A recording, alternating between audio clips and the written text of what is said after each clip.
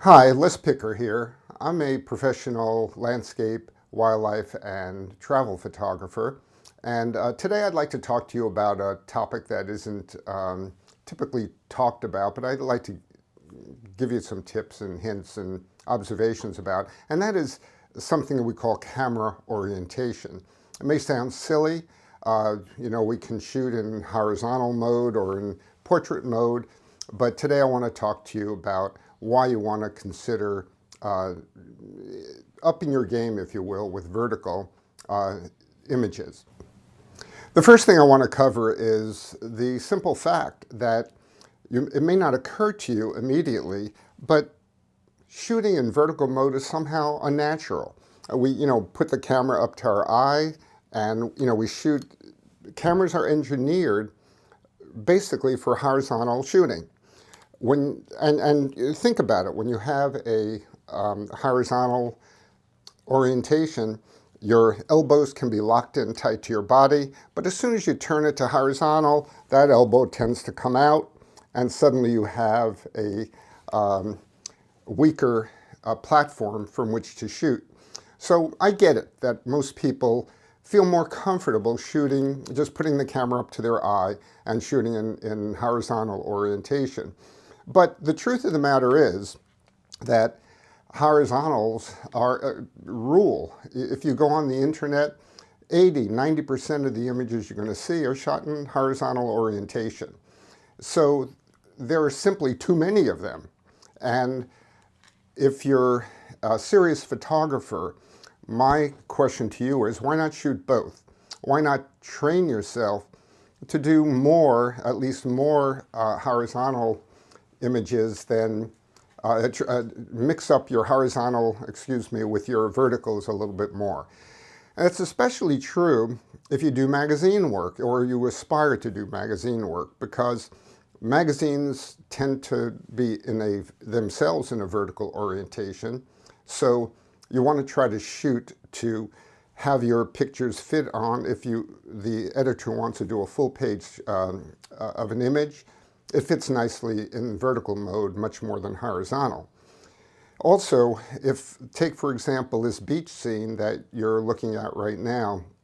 It's not a spectacular shot, but the point is, if you're shooting and you hope to at some point land a magazine cover, which would be pay more and give you a really nice photo credit, you want to make sure to leave a lot of room on that right side so that the publication can put in their titling, their come-ons, their marketing messages, whatever. So that's something that you might want to consider, shooting both and always looking for vertical orientations. Another reason that I see as a professional photographer to use vertical orientation is to remove distractions. Take this shot that you're looking at right now of a giraffe that I took in South Africa, I believe. There's a lot of extraneous material over at the edges of that image. It doesn't really add to the scene at all. So by switching to vertical orientation, you can actually remove a lot of those distractions at the edges and focus in on your subject a bit more. Another thing I want to mention is that vertical orientation works very well when you want to emphasize some of the foreground elements in your photography. So if you take a look, for example, at this image, which was taken on the island of Maui in Hawaii, by shifting to vertical orientation, I was able to not only get that beautiful sky in the picture, but I was also able to bring in that foreground rock and that little frontal area that I think leads your eye from the front right up into the sky.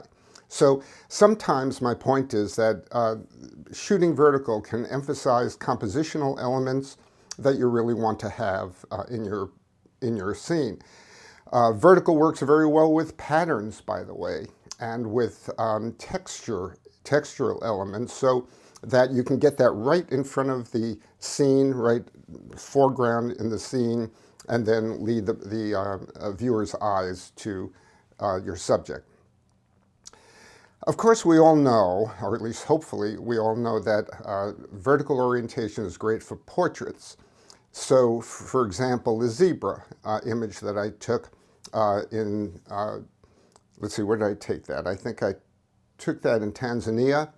That image works in vertical orientation. But you can also flip that on its head. So I've just talked about vertical orientation. Sometimes shooting portraits in horizontal orientation makes sense when you want to try to include some context for your subject. So this image that you're looking at right now of a vegetable vendor in Sri Lanka, I tried shooting him tight with a vertical orientation, and I got some nice shots with it, but it didn't tell the whole story because he was isolated too much from the context of the image, namely the marketplace. So in this case, while you normally would shoot vertical, I decided to reverse that a little bit by shooting horizontal, including some of the context. So that's basically what I want to tell you about today, which is, think more about vertical orientation. And it's a mental adjustment, really. It's a challenge that we all face all the time. So always ask yourself this question when you're shooting. Would the image be better shooting it in vertical orientation? Think that to yourself. Don't just settle for your horizontal image and then walk away. See if there are opportunities to shoot in vertical, and I think you'll be happy with the results. If you'd like more comprehensive information about travel photography or photographic composition, like we talked about in this video, head over to my website. It should be up here or there, I'm not quite sure, and download these heavily illustrated books that we've done. Just follow the links and take a look at them. Once again, I want to thank you for watching. I always welcome comments, and if you would please hit the subscribe button, which you'll find right below this video on the right-hand side.